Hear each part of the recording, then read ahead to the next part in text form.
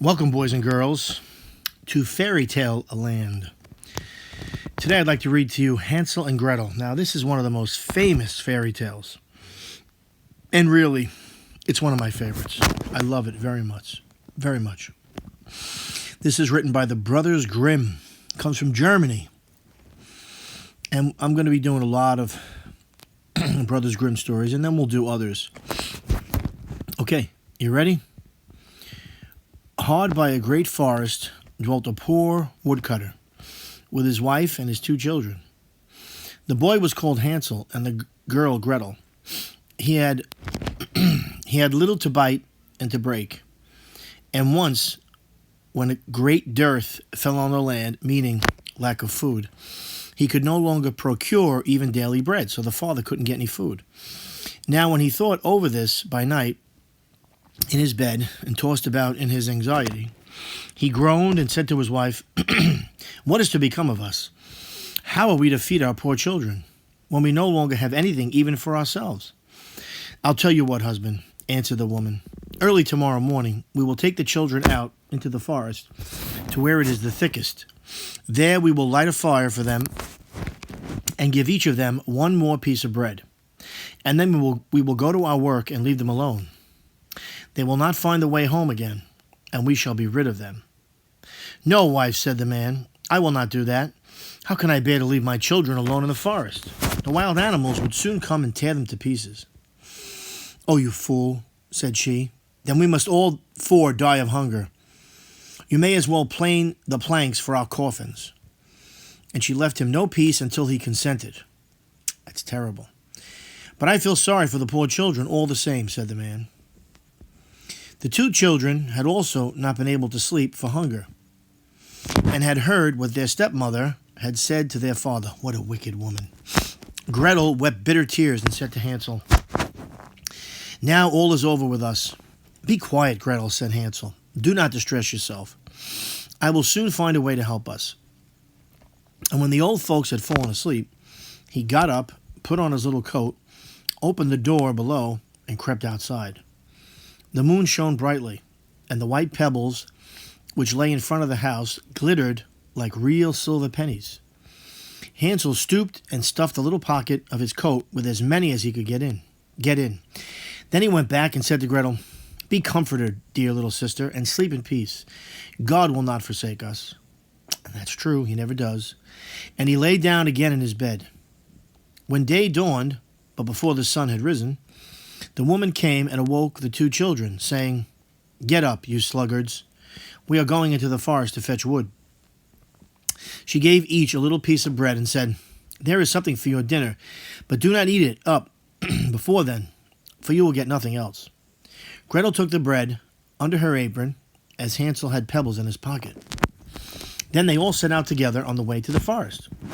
When they had walked a short time, Hansel stood still and peeped back at the house, and did so again and again. His father said, "Hansel, what are you looking at there, for?" Sorry, Hansel, what are you looking at there and staying behind for? Pay attention, and do not forget how to use your legs." "Ah, father," said Hansel, "I am looking at my little white cat, which is sitting up on the roof and wants to say goodbye to me." The wife said, "Fool, that is not your little cat. That is the morning sun, which is shining on the chimney." Hansel, however, had not been looking back at the cat, but had been constantly throwing one of the white pebble stones out of his pocket on the road. When they had reached the middle of the forest, the father said, "Now, children, pile up some wood, and I will light a fire that you may not be cold." Hansel and Gretel gathered brushwood together, as high as a little hill.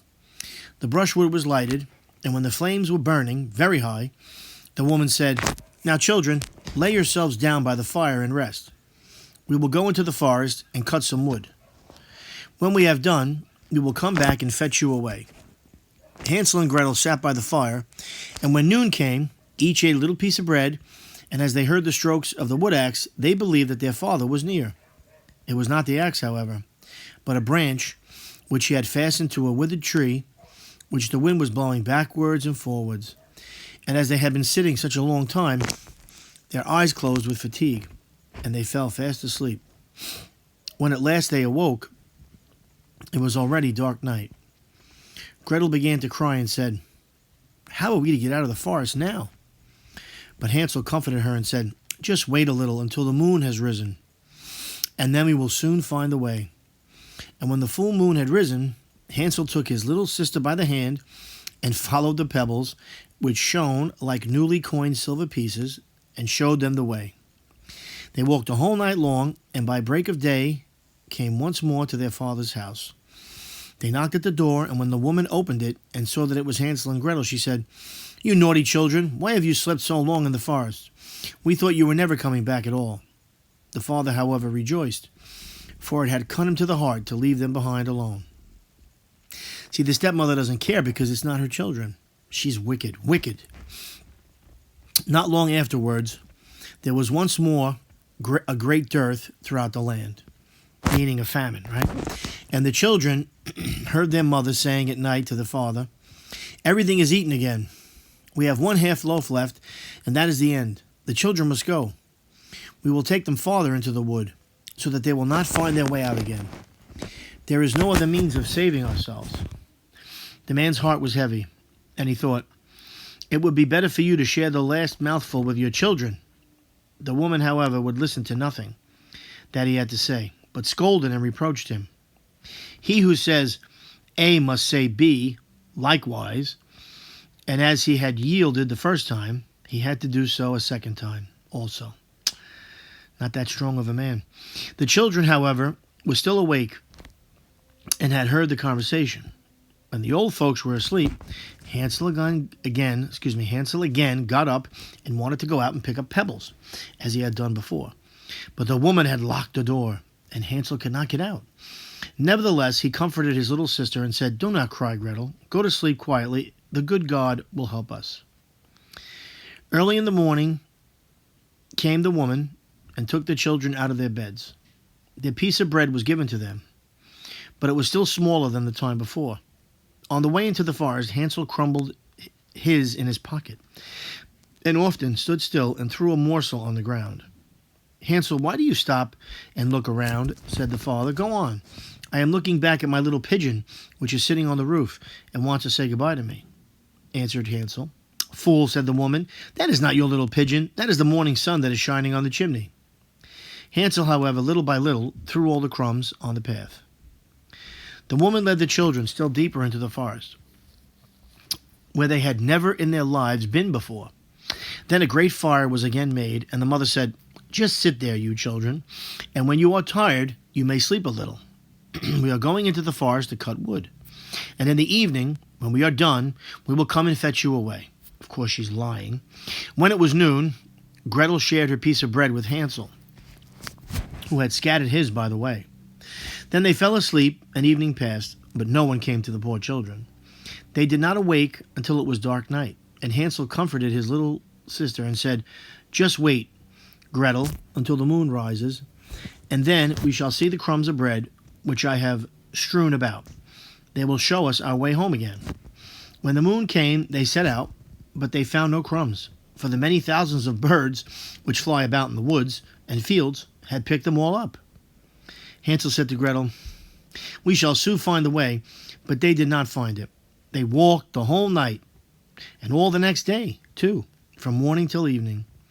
But they did not get out of the forest, and were very hungry, for they had nothing to eat but 2 or 3 berries, which grew on the ground. And as they were so weary that their legs would carry them no longer, they lay down beneath a tree and fell asleep. It was now 3 mornings since they had left their father's house. Wow, 3 days. They began to walk again, but they always came deeper into the forest, and if help did not come soon, they must die of hunger and weariness. When it was midday, they saw a beautiful snow-white bird sitting on a bough, which sang so delightfully that they stood still and listened to it. And when its song was over, it spread its wings and flew away before them. And they followed it until they reached a little house, and on the roof of which it alighted. And when they approached the little house, they saw that it was built of bread and covered with cakes. Wow, what kind of a house is that? But that the windows were of clear sugar, Wow, even more amazing. We will set to work on that, said Hansel, and have a good meal. I will eat a bit of the roof, and you, Gretel, can eat some of the window. It will taste sweet. Hansel reached up above and broke off a little of the roof to try how it tasted, and Gretel leant against the window and nibbled at the panes. Then a soft voice cried from the parlor, "Nibble, nibble, gnaw, who is nibbling at my little house?" The children answered, the wind, the heaven-born wind," and went on eating without disturbing themselves. Hansel, who liked the taste of the roof, tore down a great piece of it, and Gretel pushed out the whole of one round window pane, sat down, and enjoyed herself with it. Suddenly the door opened, and a woman as old as the hills, who supported herself on crutches, came creeping out. Hansel and Gretel were so terribly frightened that they let fall what they had in their hands. The old woman, however, nodded her head and said, "Oh, you dear children, who has brought you here? Do come in and stay with me. No harm shall happen to you." She's lying. She took them both by the hand and led them into her house. Then good food was set before them. Milk and pancakes with sugar, apples, and nuts. Ooh, that sounds good. Afterwards, 2 pretty little beds were covered with clean white linen, and Hansel and Gretel lay down in them and thought they were in heaven. Well, not really, because she's a witch. The old woman had only pretended to be so kind. She was in reality a wicked witch. Oh my Lord, we know a lot of them, who lay in wait for children and had only built a little house of bread in order to entice them there. When a child fell into her power, she killed it. What a cruel woman. Cooked and ate it. Oh my, she's a cannibal. And that was a feast day with her, I bet. Witches have red eyes and cannot see far, but they have a keen scent like the beasts, meaning they can smell things, and are aware when human beings draw near. When Hansel and Gretel came into her neighborhood, she laughed with malice and said mockingly, "I have them. They shall not escape me again." Early in the morning, before the children were awake, she was already up, and when she saw both of them sleeping and looking so pretty with their plump and rosy cheeks, she muttered to herself, "That will be a dainty mouthful." Then she seized Hansel with her shriveled hand, carried him into a little stable, which is for animals, and locked him in behind a grated door. Scream as he might, it would not help him.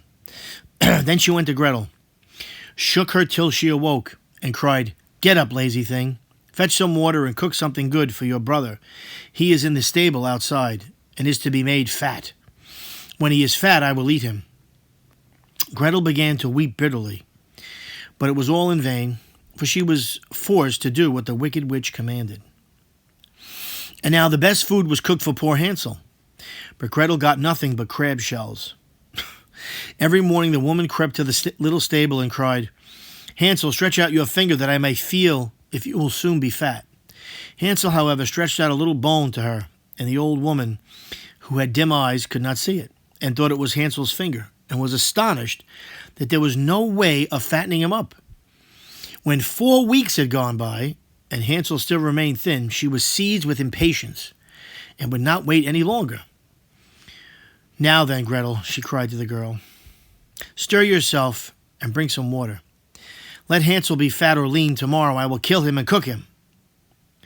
And how the poor little sister did lament when she had to fetch the water, and how her tears did flow down her cheeks. "Dear God, do help us," she cried. "If the wild beasts in the forest had but devoured us, we should at any rate have died together." "Just keep your noise to yourself," said the old woman. "It won't help you at all." Early in the morning, Gretel had to go out and hang up the cauldron with the water and light the fire. "We will bake first," said the old woman. "I have already heated the oven and kneaded the dough." She pushed poor Gretel out to the oven, from which the flames of fire were already darting. "Creep in," said the witch. Now this is one of those old-fashioned ovens, not like the ones you and Mom have, right? You, Mommy, and Dad have at home. This is an oven that's very big. It's an oven you could actually walk into, believe it or not, or at least crawl into. It's an old-fashioned type of oven, okay?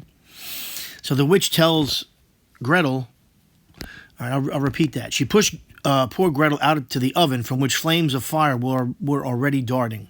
"Creep in," said the witch, "and see if it is properly heated, so that we can put the bread in." At once Gretel was inside. She intended to shut the oven and let her bake in it. Ooh, she was going to cook Gretel, and then she would eat her too. But Gretel saw what she had in her mind and said, "I do not know how I am to do it. How do I get in?"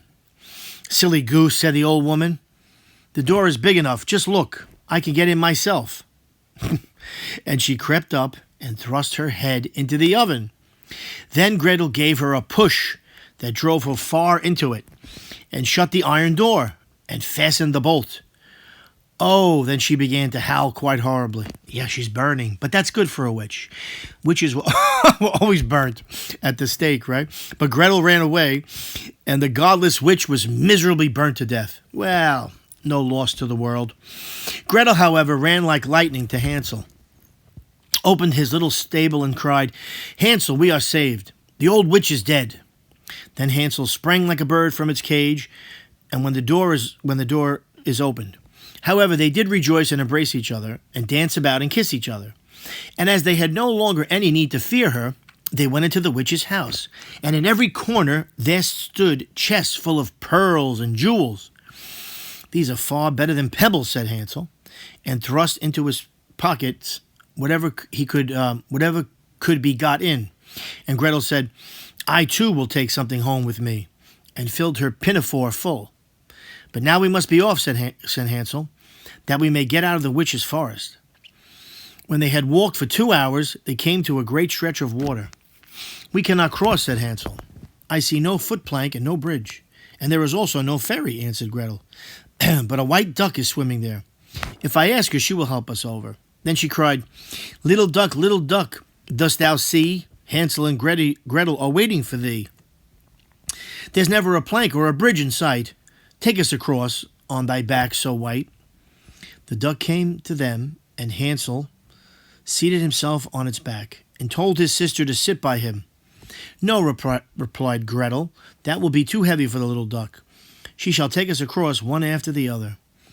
The good little duck did so, and when they were once safely across and had walked for a short time, the forest seemed to be more and more familiar to them, and at length they saw from afar their father's house. Then they began to run, rush into the parlor, and threw themselves round their father's neck. The man had not known one happy hour since he had left the children in the forest. The woman, however, was dead. The stepmother died. That makes 2 witches dead. Gretel emptied her pinafore into pearls until pearls and precious stones ran about the room. And Hansel threw one handful after another out of his pockets to add to them. Then all anxiety was at an end. They lived together in perfect happiness. My tale is done. There runs a mouse. Whosoever catches it may make himself a big fur cap out of it. The end. Okay, I hope you liked that story. That's one of my favorites. Let me show you a picture of Hansel and Gretel. Ooh, look at this. So this is the old witch there. See her? Yeah, she has crutches, but don't feel bad for her. She's wicked. And then you see the food on the floor, and look at the bread like cakes on the house. And there's Hansel protecting Gretel. What a good brother he is, right? What a good brother he is, protecting his little sister. He's a good boy and a strong boy, and he took care of his family. And God helped him. God helped the kids. What a wonderful story. This just shows what happens when you have faith in God. Even before an evil, wicked witch, you can be saved. Okay, I'll see you next time. Have a great day, kids. Bye-bye.